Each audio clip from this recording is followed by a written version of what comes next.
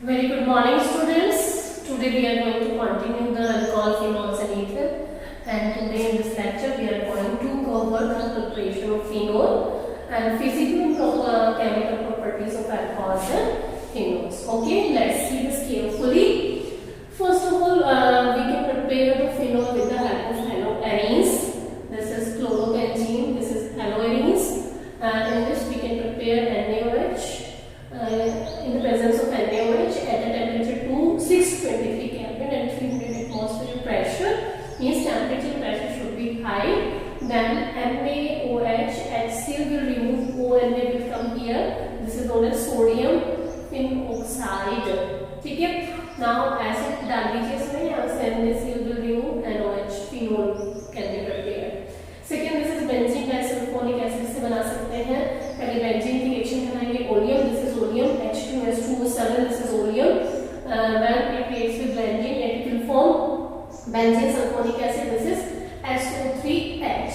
Now NaOH डालेंगे तो ये वाली रिएक्शन कंटिन्यू हो जाएगी. यहाँ से पहले ONA आएगा, then second step में हमने एसिड डाला तो then it will form OH, that is phenol can be prepared. Next benzene diazonium salt से बना सकते हैं हम. ये आपके पहले चैप्टर में भी आई हुई है. एनिलीन लिया, एनिलीन का डाइजेटाइजेशन कर दिया NaNO2 प्लस HCl 0 से 4 डिग्री टेम्परेचर पर, तो it will form benzene N2Cl. This is benzene diazonium chloride. When we add the water in it, it will form phenol and release nitrogen and HCl. Okay, this is from cumene. This is very important. Many times it comes in the board. Cumene क्या होता है? Secondary propyl benzene is known as cumene. Secondary propyl. ठीक है? Secondary propyl के benzene का oxidation करेंगे और O2 add किया हमने, तो इस C और H के बीच में क्या आ जाने वाला है? COOH. ठीक है? Then जब इसमें वाटर डालेंगे, हाइड्रोलिसिस कराएंगे in the presence of acid, this will release जो वाटर है ये H निकल जाएगा यहाँ से, क्या बन के CH3CuCH3 एंड क्या हो जाएगा आपका फिनोल. ठीक है, यहाँ आपका फिनोल रह गया और क्या रिलीज होगा आपका ketone CH3CuCH3 propanol will release from here. Okay, these are the methods by which we can prepare the phenol. Now I am going to explain the physical properties of alcohols and phenols. The properties of alcohol and phenols. Alcohols can show higher melting points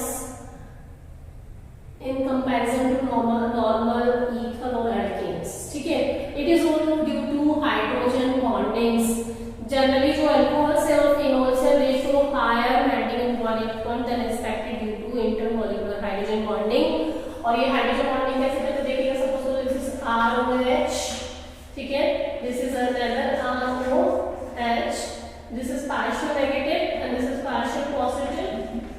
This is again the partial negative and this is partial positive, and this partial negative and positive show attraction, and this attraction is known as hydrogen bond, and due to this hydrogen bonds they come closer to each other and show a higher melting and boiling point than as expected. ठीक है, in alcohols hydrogen bonding is more stronger than ethers.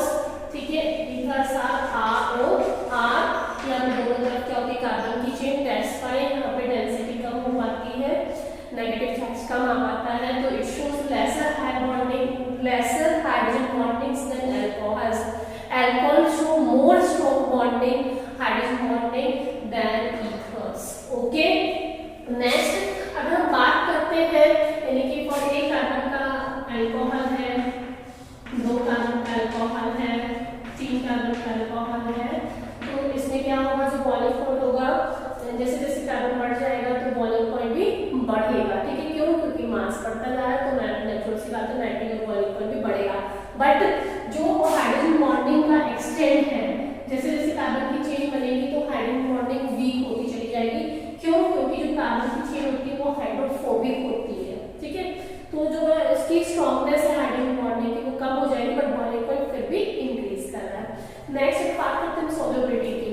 तो जो alcohol है और phenols जो है वो water में सॉल्युबल है. It is all due to intermolecular hydrogen bonding with water. Water के साथ हाइड्रोजन बॉन्डिंग कर लेते हैं. कैसे देखिएगा? Let's see, this is water and let's see, this is alcohol.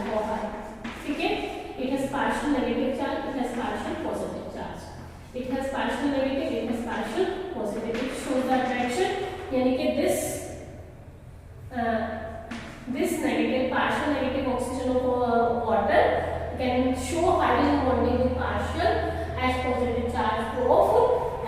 Like this they can show hydrogen bonding with water. Okay, तो यानी कि जो alcohols can be dissolved in water in whole proportion. It is all due to hydrogen bonding with water. Phenols are slightly soluble क्योंकि जो phenol होता है, जो phenol में ये हाइड्रोफोबिक पार्ट ज्यादा होता है और ये वाला पार्ट कम होता है, ठीक है। तो फिनोल्स के अंदर जो इसकी एक्सटेंट है हाइड्रोजन बॉन्डिंग की वो कम होती है, इसलिए phenols are slightly soluble in water, जबकि alcohols are highly soluble in water in whole proportion. Okay, these are the physical properties. Now I am going to explain the chemical properties. Now let's see the properties, chemical properties. So first of all we are going to discuss the chemical properties of alcohol, then phenol. ठीक है। Now in the case of alcohol it shows two types of reactions. That is first reaction, that is R, in which this OH bond will break. ठीक है। Another reaction it will show, that is R OH bond will break. This bond will break. ठीक है। Understood?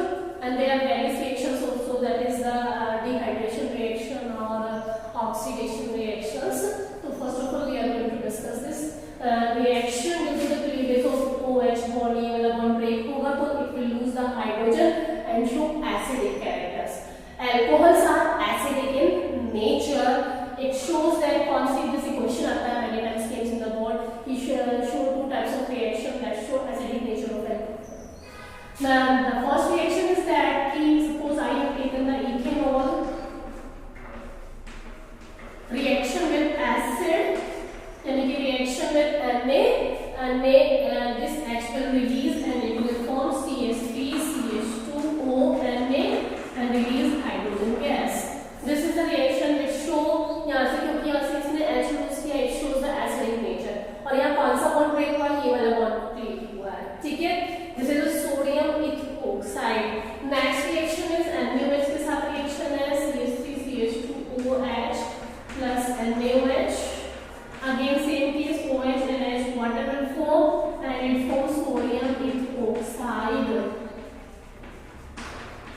These are the reaction in which show alcohols, that shows the alcohols are acidic in nature. Okay students, तो ये reaction सबने show की कि alcohols are acidic in natures, ठीक है। अब हम बात करते हैं एसिडिक नेचर ऑफ अल्कोहल्स की, बात करते हैं कि कौन ज्यादा एसिडिक होगा। देखिएगा सपोज करो I have taken this and I have taken this, ठीक है, व्हिच इज मोर एसिडिक। हम कैसे बात करेंगे बेटा कि यहाँ पे this is the electron donating group, जो कार्बन की चेन होती है इलेक्ट्रॉन डोनेटिंग होती है, ठीक है। तो ये यहाँ पे this is it has only one carbon to donate the electrons, but it has two carbon to donate the electrons. It means यहाँ पे इलेक्ट्रॉन डेंसिटी हाई हो जाएगी, ठीक है। ऑक्सीजन के पास इलेक्ट्रॉन डेंसिटी हाई हो जाएगी। अब ऑक्सीजन के पास नेगेटिव चार्ज बढ़ गया तो क्या ये H पॉजिटिव को जाने देगा? नहीं जाने देगा, ठीक है। यानी कि जितने ज्यादा यहाँ कार्बन की चेन होगी वो उतना ही ज्यादा यहाँ पे इलेक्ट्रॉन डेंसिटी बढ़ाएगा। इलेक्ट्रॉन डेंसिटी का बढ़ेगी तो H को निकालना मुश्किल हो जाएगा। H नहीं निकलेगा तो एसिडिक कैरेक्टर शो नहीं होगा, यानी कि अगर यहाँ पे इलेक्ट्रॉन डोनेटिंग ग्रुप लगा है तो यहाँ पे डेंसिटी बढ़ जाएगी, और डेंसिटी बढ़ जाएगी तो एसिडिक स्ट्रेंथ घट जाएगी। सपोज करो आई हैव टेकन हियर, मैं कंपैरिजन करती हूँ इसका।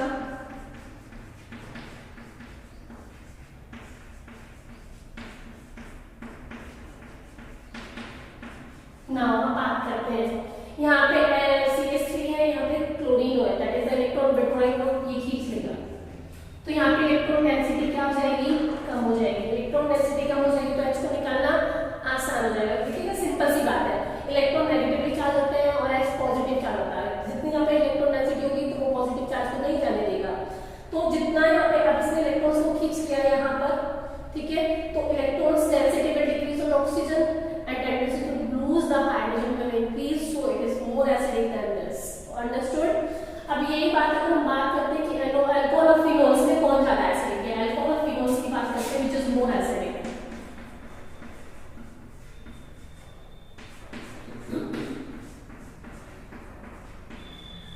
ओके बेटा, अगर हम बात करते हैं फिनोल्स की, फिनोल है रेजोनेंस, तो जो रेजोनेंस फिनोल के अंदर रेजोनेंस हो जाता है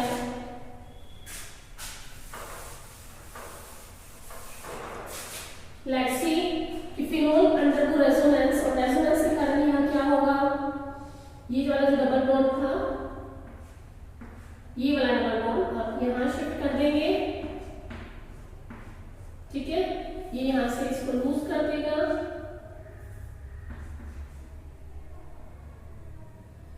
H ऑक्सीजन पे पॉजिटिव चार्ज और इस पे नेगेटिव चार्ज, ठीक है, इसका इलेक्ट्रॉन पेयर यहाँ चला है, इसने अपना इलेक्ट्रॉन पेयर दिया इसलिए पॉजिटिव, ठीक है, और ये वाला बॉन्ड यहाँ शिफ्ट हो गया है और ये नेगेटिव। अब इसको आप यहाँ दिखाएंगे, एक बार यहाँ दिखाएंगे,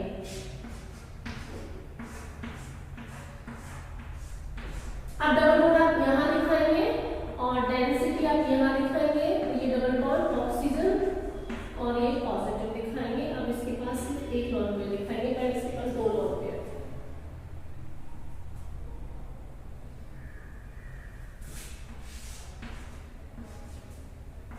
नेक्स्ट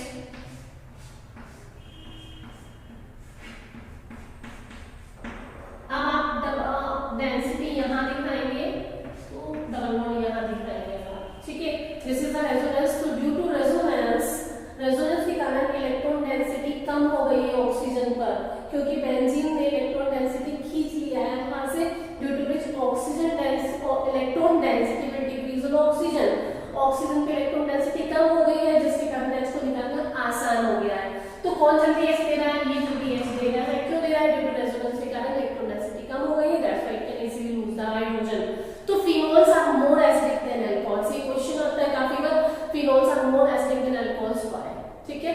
अब बात करते हैं हम इसमें कंपैरिजन करते हैं फिनोल्स में। देखिएगा अगर मैंने यहाँ पे ये फिनोल दिया है,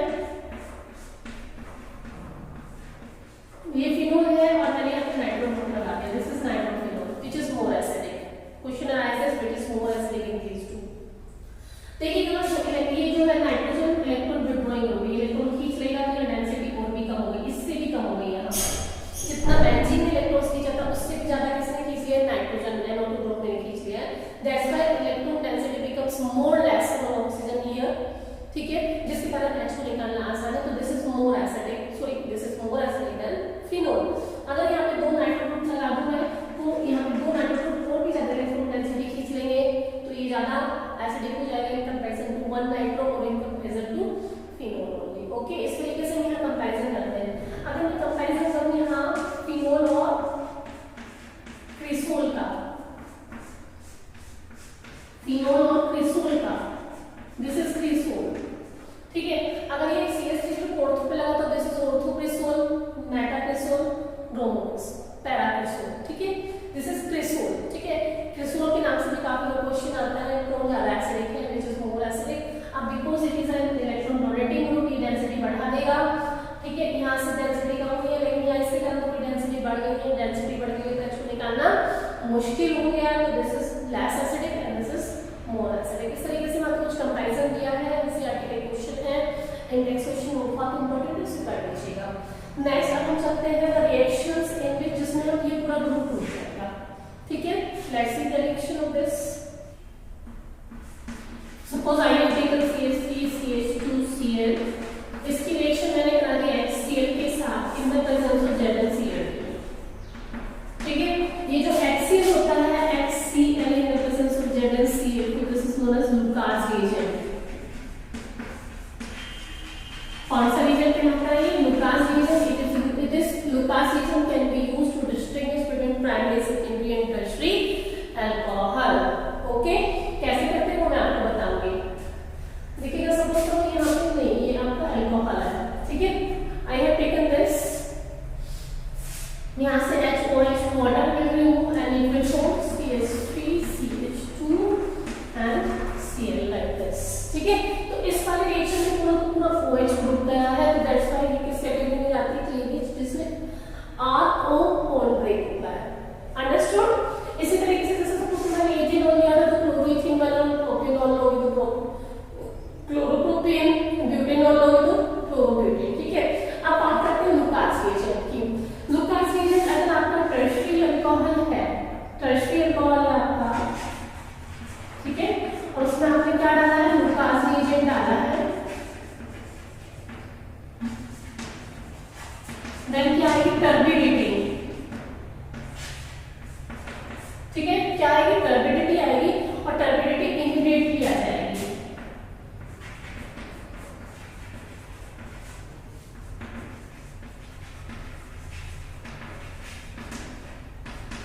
Turbidity will come immediately. किसमें? When we add the Lucas agent in tertiary alcohol, turbidity will come immediately. ठीक है? लेकिन अगर सेकेंडरी अल्कोहल है मेरे पास और उसमें मैंने Lucas agent डाला है, ठीक है, तो turbidity आएगी लेकिन after few minutes.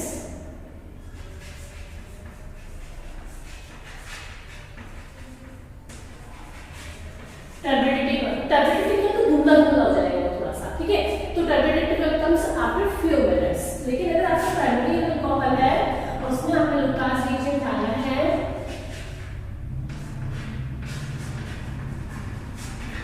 ठीक है, तो यहाँ पे turbidity नहीं आएगी at room temperature. Room temperature पे नहीं आएगी, इसको आपको हीट करने पड़ेगी, ऑन हीटिंग. ठीक है, यानी कि turbidity will not come at room temperature, it will come on heating. Okay, this is the test to distinguish between primary, secondary and tertiary alcohols. काफी बार पूछा जाता है, distinguish करने में आता है ये. Okay, this is the reaction in which we can cleave this bond. यहाँ पे हमने ये bond break किया है. Now let's see the another example. Another example is PC3 के साथ reaction करते हैं. Suppose तो you take CH3 CH2 OH and PCl3 डाल दीजिए, PCl5 डाल दीजिए. वो रिएक्शंस थे सारे, उसमें ये वाला बॉन्ड पूरा OH डाला था और Cl आ रहा था. यहाँ पे CH2 Cl and 4 H3 PO will form like this. इस तरीके से हम यहाँ पे रिएक्शंस कर सकते हैं जिसमें ये वाला बॉन्ड ब्रेक होगा या फिर आपका C और O बॉन्ड ब्रेक होगा, ये बॉन्ड ब्रेक होगा. ठीक है, let's see the next reaction, that is dehydration reaction.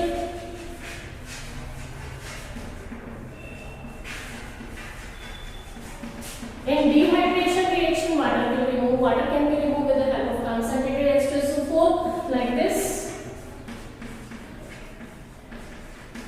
आप take the concentrated H2SO4, तो यहाँ का H और इस कार्बन से OH water will remove और यहाँ का एक बॉन्ड फ्री हुआ, यहाँ भी एक बॉन्ड फ्री हुआ, then it will convert into double bond CH2 double bond CH2. ठीक है, यानी कि ethanol will form ethene, propanol will form propane like this. ठीक है, this is the primary alcohol. Primary alcohol में अगर dehydration कराना है, we can use the H2SO4. But in the case of secondary or tertiary alcohol, secondary alcohol हम क्या करेंगे? देखिए, let's see.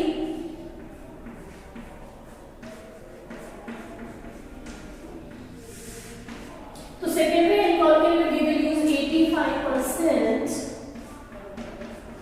H3PO4, यानी कि फॉस्फोरिक एसिड हम यूज करेंगे 85%. तो यहाँ से OH और यहाँ से OH और यहाँ से H will remove and from propene CH3 CH CH2 like this. Okay, but in the case of tertiary alcohol, suppose I have taken tertiary alcohol.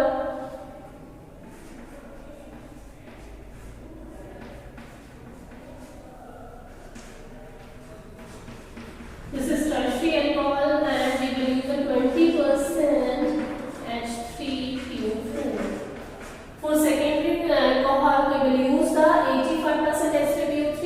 But in the case of tertiary alcohol and for dehydration, we can use 20% H3PO4 and H2OH from here and H from here will remove and will double bond come here and then form CH3C CH3 double bond CH2 like this and form the secondary alkene here. In this way, we can undergo the dehydration of alcohol with the help of concentrated H2SO4 in the case of primary alcohol, and in secondary alcohol, we will use the 85% H3PO4, and in the case of tertiary alcohol, we will use the 20%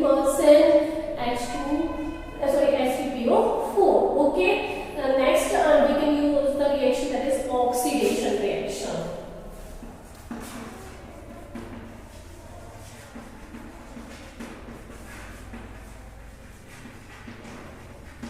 Let's see the oxidation reaction. ठीक है, let's see the oxidation reaction.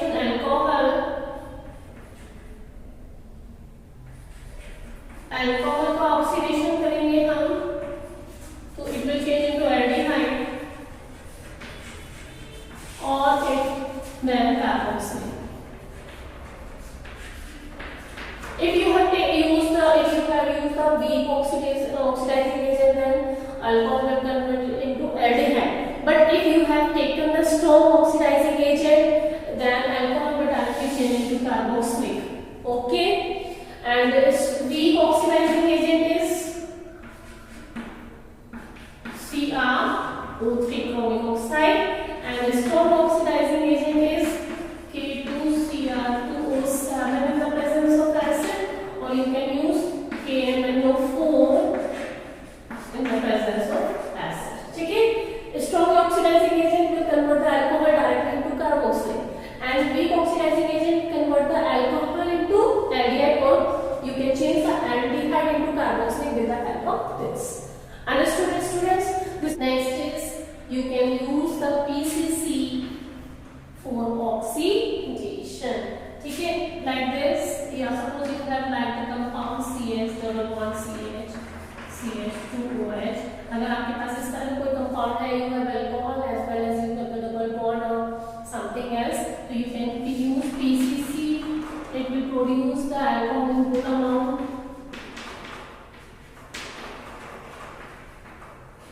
ठीक है, तो this is PCC is a weak oxidizing agent. It can convert the alcohol into aldehyde. ठीक है, its yield is very good. If you have taken the secondary alcohol like this and use CrO3, or you can use PCC, it will convert the into ketone. It will convert into ketone. Primary alcohol gives aldehyde and secondary alcohol gives ketones. ठीक है, you can use the oxidation with the help of copper also, like this. Suppose you have ethanol, copper, heat कर दीजिए, it will form CH3CHO. ठीक है, this is the primary alcohol. Ethanol will give ethanol. ठीक है, I have taken secondary alcohol here. Secondary alcohol will give ketones CH3CO and CH3, and tertiary alcohols give alkene. This is a most important question. Primary alcohols on oxidation give aldehyde. Secondary alcohols gives ketone, and tertiary alcohols gives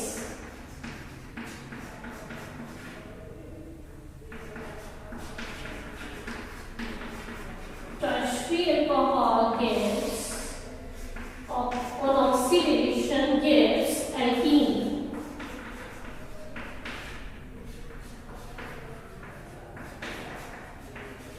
Is it clear to all of you?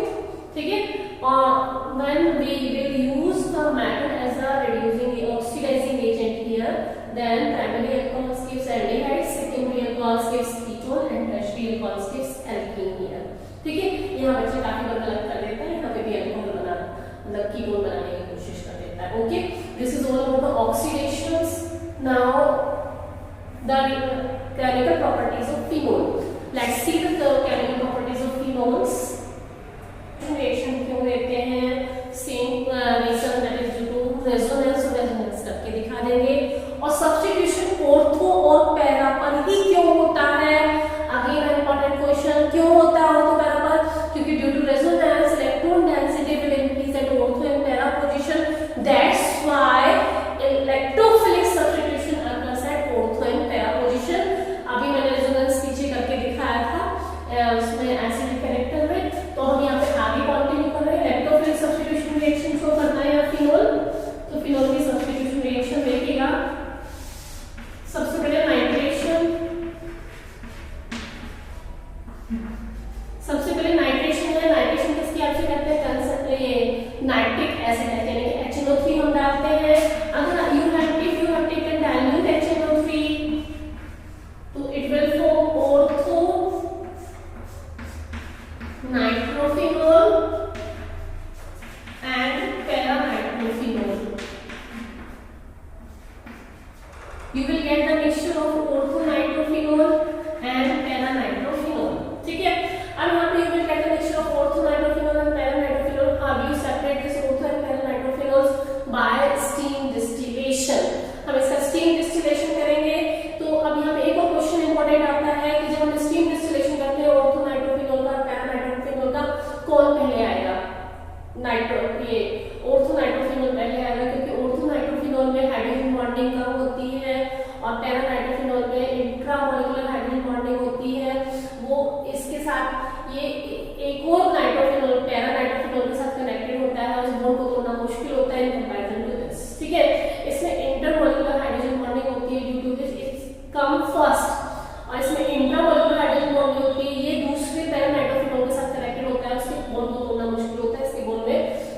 अकेला molecule exist करता है। तो यहाँ पे question आता है कि steam distillation में कौन पहले आएगा और क्यों पहले आएगा। इसमें ऑर्थोनाइट्रोफिनॉल पहले आएगा, क्यों? क्योंकि इसमें इंटरमॉलिक्यूलर हाइड्रोजन बॉन्डिंग है, दैट्स व्हाई। और ये बाद में आएगा क्योंकि यहाँ पे इंट्रामॉलिक्यूलर हाइड्रोजन बॉन्डिंग है, वो स्टॉप है और उसको तोड़ने में टाइम लगेगा। ठीक है, अगर आप नाइट्रेशन करते हैं किसके साथ? कंसंट्रेटेड H2SO2 HNO3 के साथ। अगर आपने डाइल्यूट लिया था तो ऑर्थो पैरा प्रोडक्ट्स अलग बने थे, अगर आपने कंसंट्रेटेड लिया था तो किस तरीके से बनेगा? 2 4 6 nitrophenol will form. This is 2,4,6 trinitrophenol, or you can say picric acid. This is common, its common name is picric acid. ठीक है, अगर आप इसमें ब्रोमिनेशन करते हैं, ब्रोमीन डालते हैं इन the presence of CS2 carbon disulphide की प्रेजेंस में, तो you will get the ortho and para products, ortho bromophenol and this is para bromophenol. ठीक है, but you have taken the phenol in the presence of only Br2, excess में ले लिया आपने, इसमें खाली Br2 लिया हुआ है आपने, तो then you will get phenol, यहाँ पे 2 4 and 6 2 4 6 ट्राइब्रोमोफिनॉल। ये ध्यान रखने वाली बात है, वाला क्वेश्चन काफी बार आता है। आपको सिर्फ ये देखना है कि bromine in the presence of CS2 है तो ऑर्थो पैरा बनाएंगे, और खाली ब्रोमीन है CS2 नहीं है, दिस इज ऑर्गेनिक सॉल्वेंट, इसलिए इसको रिएक्शन करने से रोकता है, उसके साथ इससे ऑर्थो पैरा अलग अलग एक ही ब्रोमीन आ जाता है। लेकिन खाली ब्रोमीन है तो सारे पोजीशंस पे ब्रोमीन आएगा। Understood? This is again very important. Okay, now let's see some more reactions of this.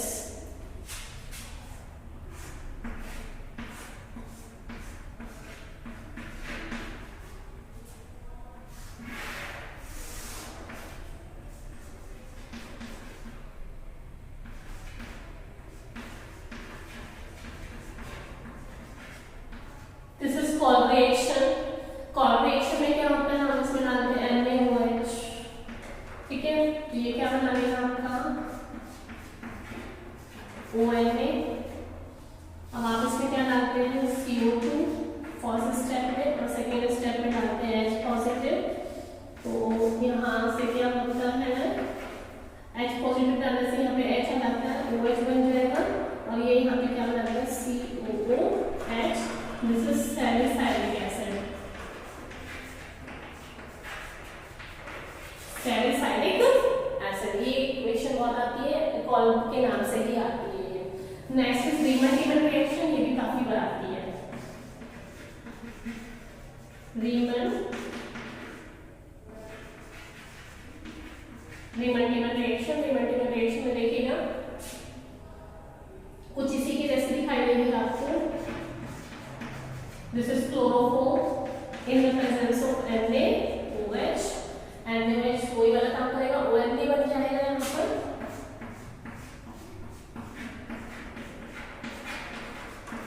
और ये इंटरमीडिएट बनेगा CHCl2। ये किसकी प्रेजेंस में है? NaOH आप यहाँ डालेंगे एसिड की प्रेजेंस में, एसिड डालेंगे तो ये ONA बन जाएगा। ठीक है, और ये था एक इसमें कन्वर्ट हो जाएगा CHO में। ठीक है, ये CHO में कन्वर्ट हो जाएगा, और जिसको बोलते हैं सैलिसल्डिहाइड।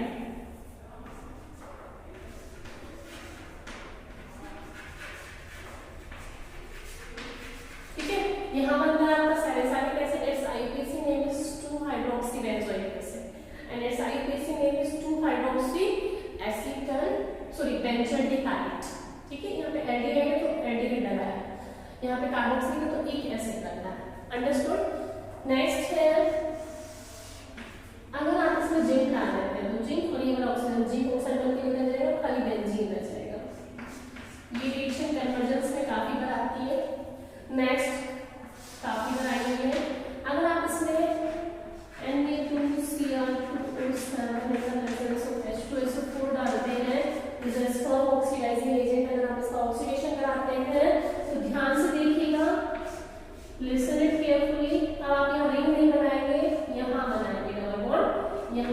बॉन्ड और यहाँ डबल बॉन्ड। क्लियर है? क्योंकि ऑक्सीडेशन वाले यहाँ पे ऑक्सीजन ऐड कर रही है, यहाँ पे भी this is the benzene phenol. ठीक है, तो this is these are the some chemical properties shown by the phenol. Okay students, now this is all about the chemical and physical properties of alcohol.